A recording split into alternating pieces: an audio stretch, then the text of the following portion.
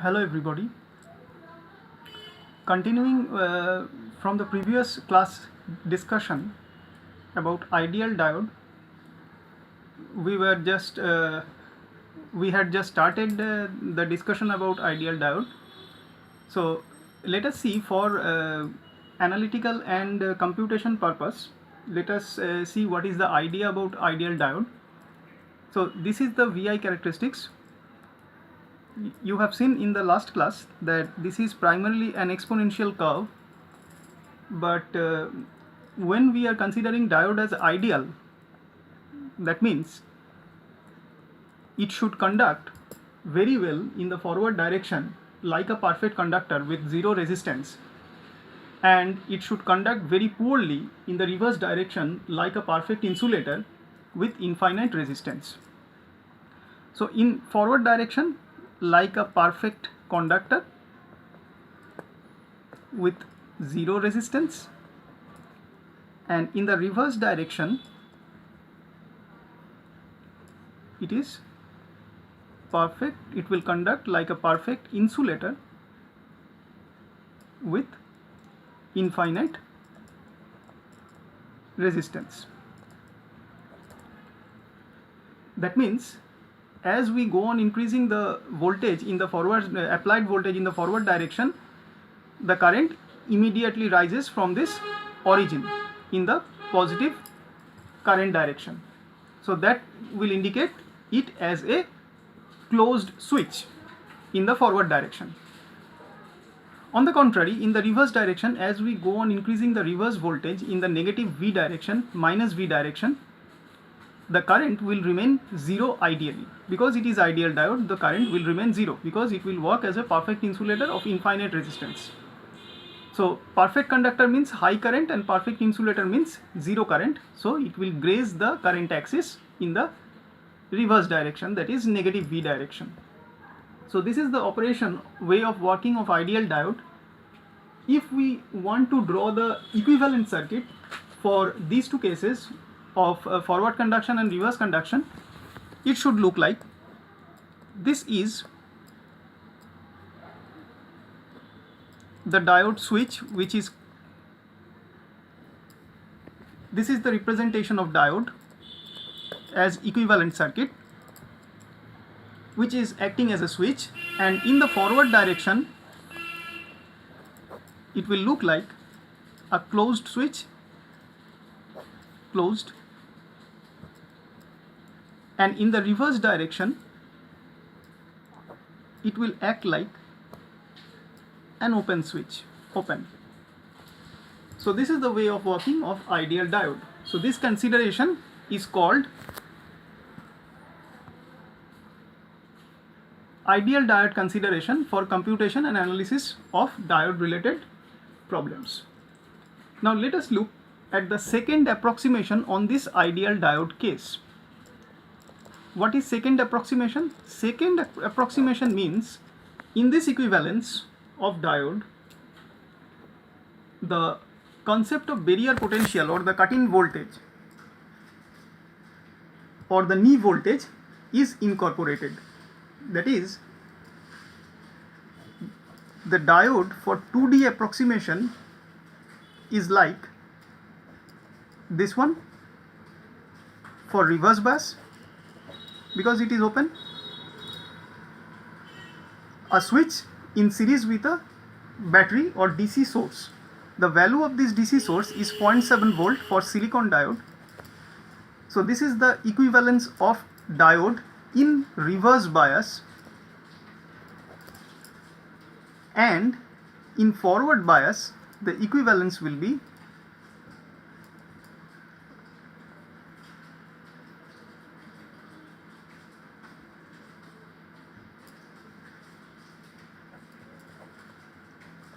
like this. Similarly, it is also 0.7 volt for silicon, and this is for forward bias.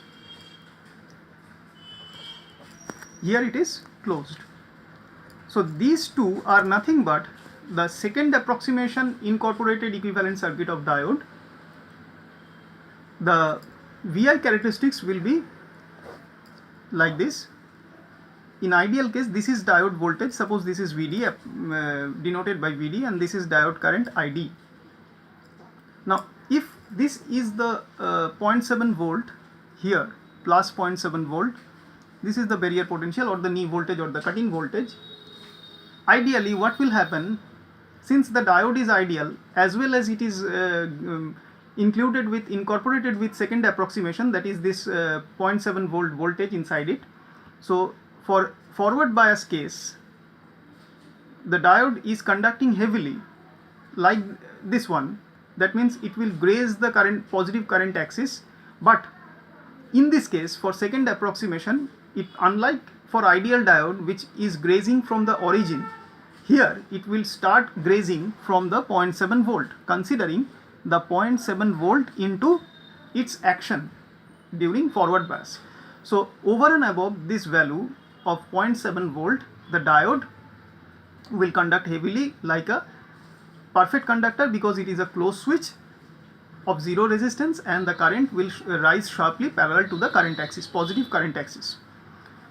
Similarly, anything below this 0.7 volt and include inside the reverse bias region, that is this area, the negative voltage axis area, the diode will work as a perfect insulator because of infinite R, because of its open switch. Hence, ideally the current should be zero. So in spite of this area is having a zero current, within this area, this much area will also be included, because the diode is still not getting the cut-in voltage during reverse bias, and the voltage, applied voltage, is below 0.7 volt. So starting from any voltage below 0.7 volt up to increasing in the negative voltage direction, the current will remain zero, and the current and the axis, the characteristic curve, will graze the voltage axis because of current being zero. So unlike this curve where it is just finishes off at origin, it will still continue to go inside the positive forward region area till the value of 0.7 volt, which is the barrier potential or the cut-in voltage. Because below that voltage, we know that ideal diode will not conduct and the current will remain zero because of its open switch like action, that is action like a perfect insulator. So this is all about the working of ideal diode and incorporation of second approximation into the operation of ideal diode. Now let us see the concept of diode circuits, that is application of diodes, which is actually given in your syllabus. That is the application of diode in construction of rectifiers. So let us look what it is actually, the rectifiers. You know, most electronic devices like TV, stereos and computers need a DC voltage to work properly.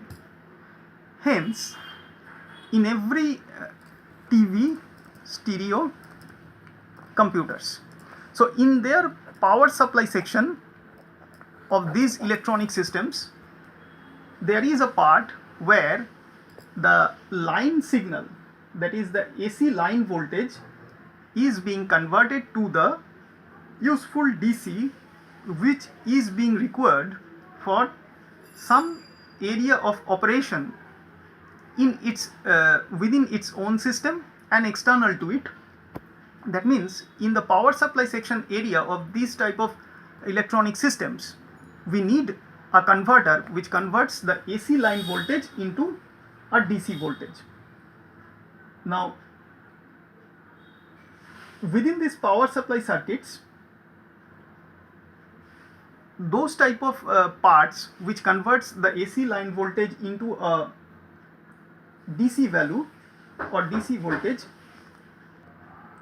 So therefore in this power supply sections of this these electronic systems, which converts the AC line signal into a corresponding DC signal for useful purposes, current will be flowing only in one direction in those type of circuits, and these type of circuits are called rectifiers. So the speciality of these circuits is current flows in one direction, unlike the input where the current flows in alternating nature. So based on this preliminary discussion about what is rectifier, where it is being used and why, we can define that rectification is a process by which an alternating signal is converted, either voltage or current is converted into a direct signal, voltage or current. Any electrical device doing this, that means any electrical device offering a low resistance to the current in one direction and high resistance to the current in opposite direction, is called a rectifier. So the rectifier is doing nothing but to convert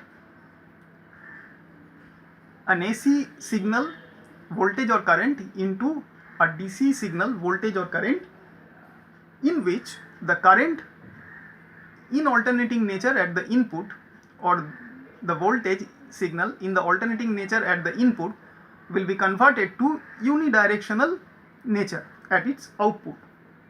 Such type of circuits or devices will be called, or analog circuits will be called, rectifiers.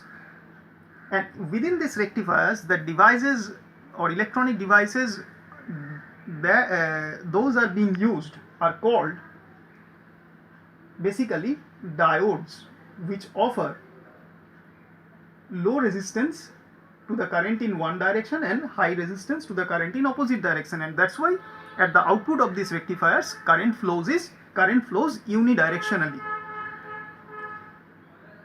Now, since there is another way of explaining this unidirectional nature of movement of current, that is, the forward resistance in one direction is low and the reverse resistance is high.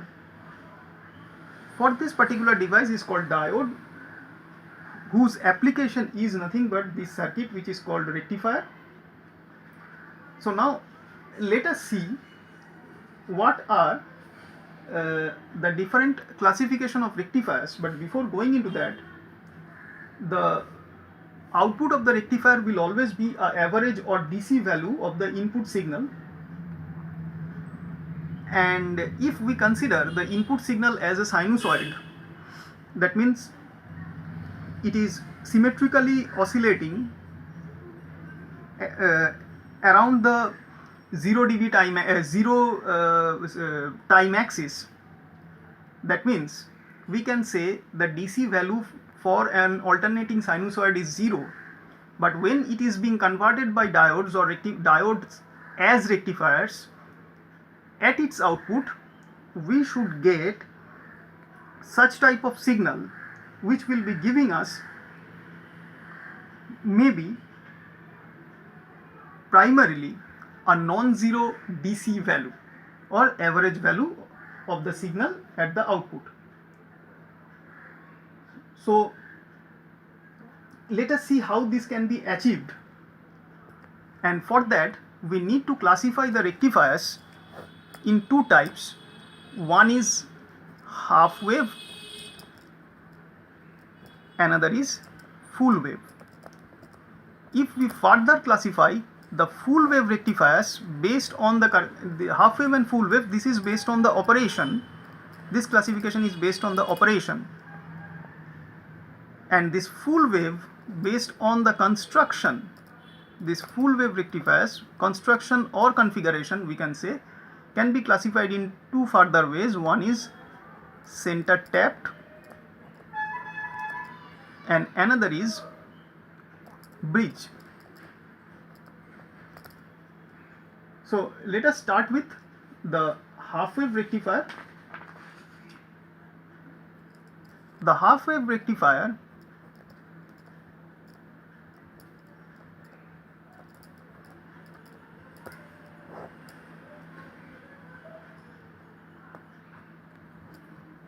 this is suppose a diagram of half wave rectifier.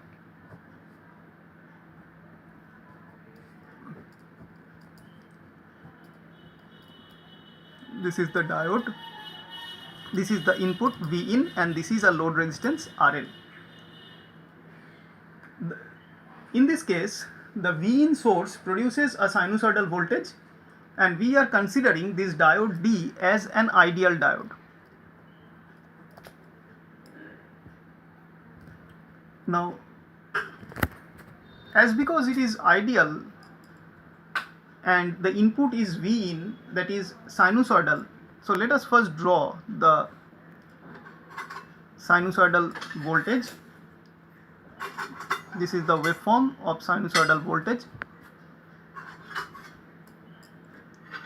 like this. So this is V in, and this maximum value is Vp in, that is the peak voltage.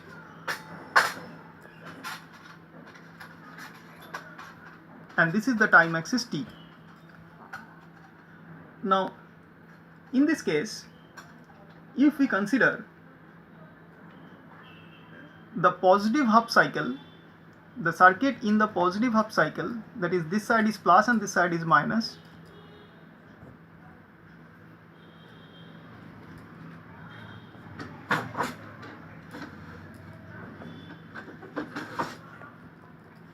this is RL,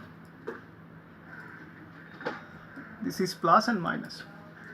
So this is during positive half cycle.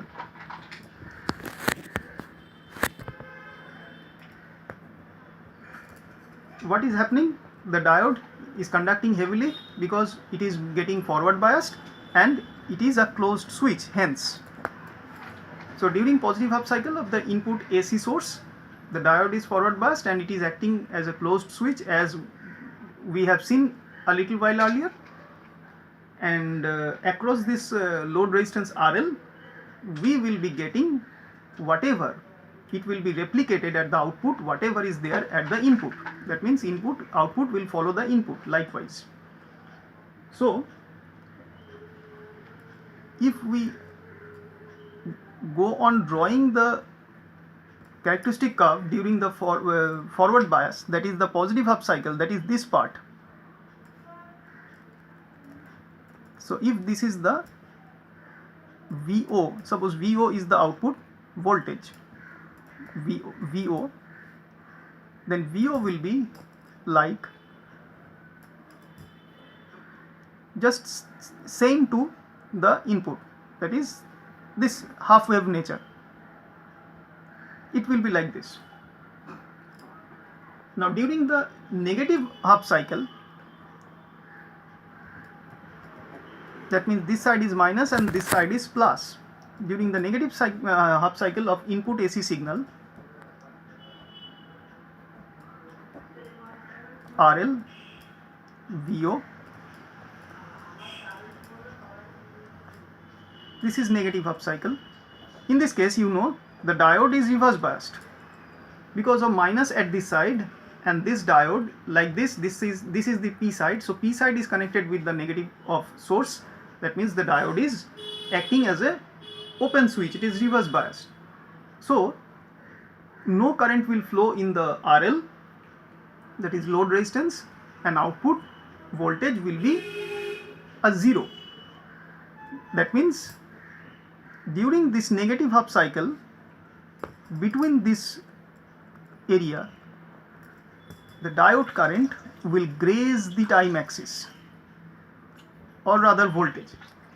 We should say the diode voltage, output voltage will be grazing the time axis. The output voltage is 0 in this case. Once again,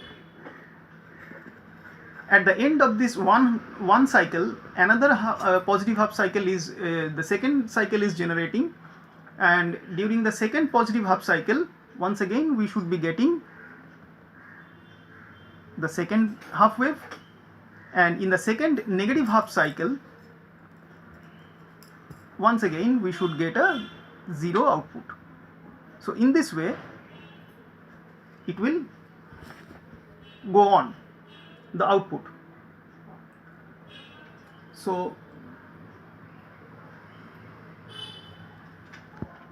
now the input waveform is having a 0 DC or average value. Why?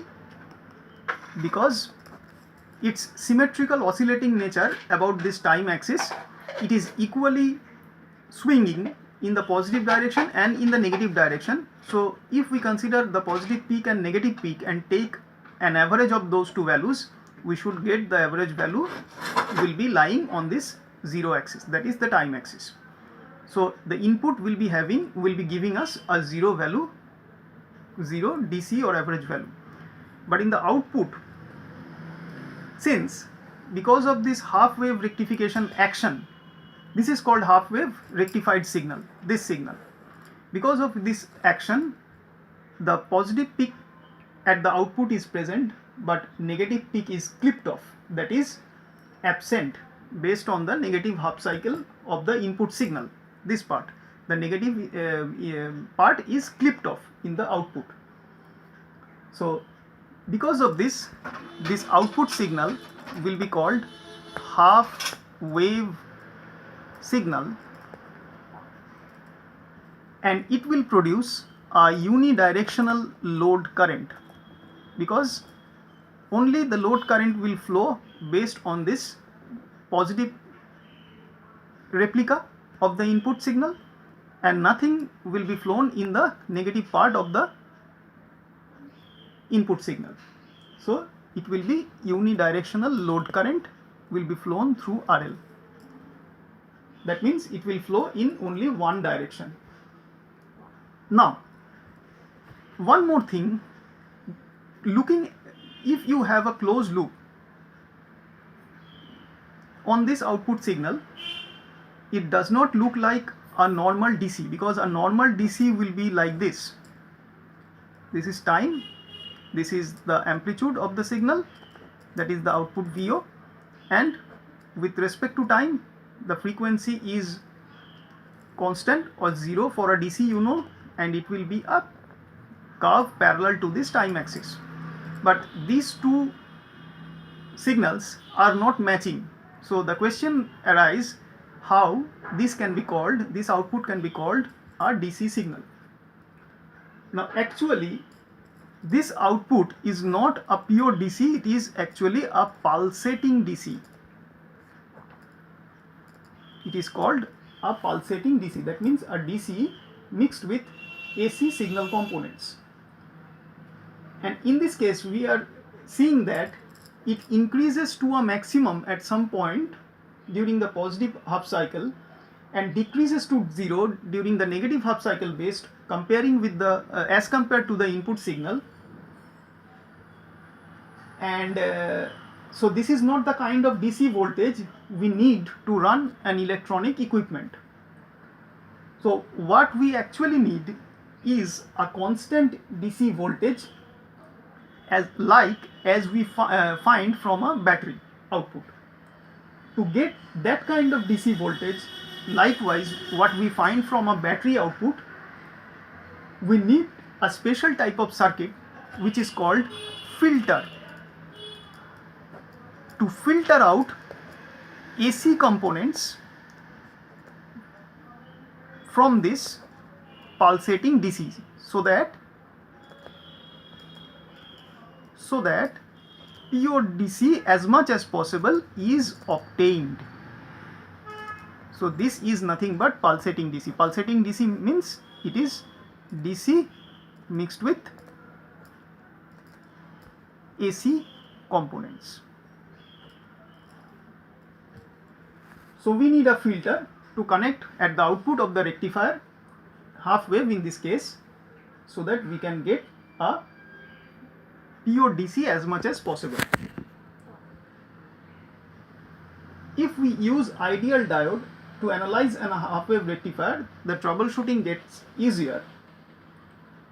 And in this case, for an ideal half wave diode, since we have considered this diode as ideal, the peak voltage at the output Vp out should be peak voltage of the input, that is Vp in. That means no loss from the input AC signal along the path of the signal while reaching at the output across the RL.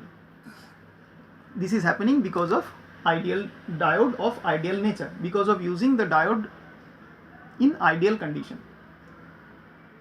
Now if we incorporate the second approximation in this case, the second approximation, you mean that you will incorporate the 0.7 volt barrier potential in its operation. So in that case, for including the second approximation, Vp out, we should be writing Vp out is equal to Vp in minus 0.7 volt if we include the second approximation what we have seen a little while earlier. So this will give us a more precise, accurate result for computation and analysis with half wave rectifiers. Now, so one notable property in this half wave rectifier circuit is we need only a single diode to form a half wave rectifier. So half wave rectifier needs a single diode. Now this circuit can be alternately be used, removing this voltage source can be alternately be configured with the help of a transformer.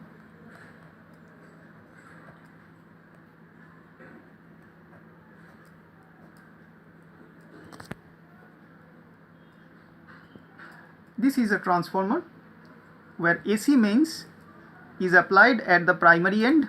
You know, this is the primary end of the transformer and this is the secondary end. So the diode is connected like this and a load resistance is connected here, RL. Now if we consider that the AC mains voltage at the primary, E, or rather V, is equal to Vp sine omega t, this is the primary signal. If we consider this, and V equal to Vs sine omega t as the secondary signal, V dash suppose secondary signal, then this can be alternately written as NVP sine omega t, Vs sine omega t equal to NVP sine omega t, where N is the transformer secondary to primary turns ratio, secondary to primary turns ratio, this N of transformer. So if we use a transformer to form this circuit, instead of using a source, a simple source, simple AC source, then this modification in the calculations should be incorporated, and the rest of the things is same. Likewise, what we have got in these waveforms. So this is all about the half wave rectifier. Our next topic is full wave rectifier. So let us see what is full wave rectifier, and that is to be discussed in the next class. Thank you.